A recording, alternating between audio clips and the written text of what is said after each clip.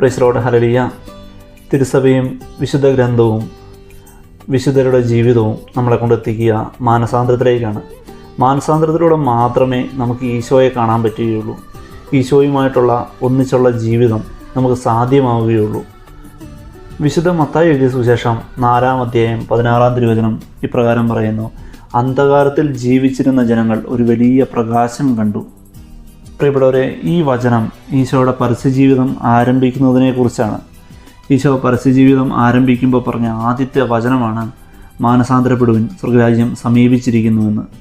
വിശുദ്ധ സ്നാപക യോഹന്നാനും സുവിശേഷ പ്രഘോഷണം ആരംഭിച്ചതും മാനസാന്തരപ്പെടുവിൻ എന്ന് പറഞ്ഞു തന്നെയാണ്. എല്ലാ വിശുദ്ധരും അവരുടെ ജീവിതം നമ്മളെ കാണിച്ചു തരിക മാനസാന്തരത്തിലൂടെയുള്ള വിശുദ്ധ ജീവിതമാണ്.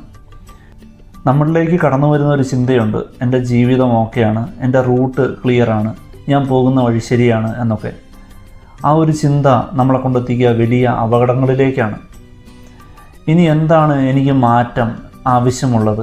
ഈ ഒരു ചിന്തയാണ് നമ്മളെ മാനസാന്തരത്തിലേക്ക് കൊണ്ടെത്തിക്കുക.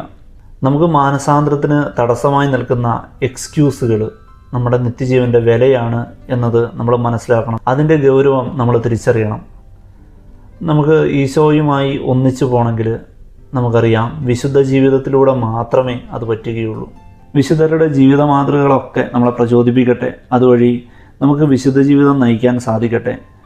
നമുക്ക് ഓരോ നിമിഷവും ഇനി ഏത് കുറവാണ് എനിക്ക് അവശേഷിക്കുന്നത് എന്നൊരു ചിന്ത നമുക്ക് കൊണ്ടുവരാം. പരിശോധിക്കാം, തിരുത്താം. Praise Lord, hallelujah.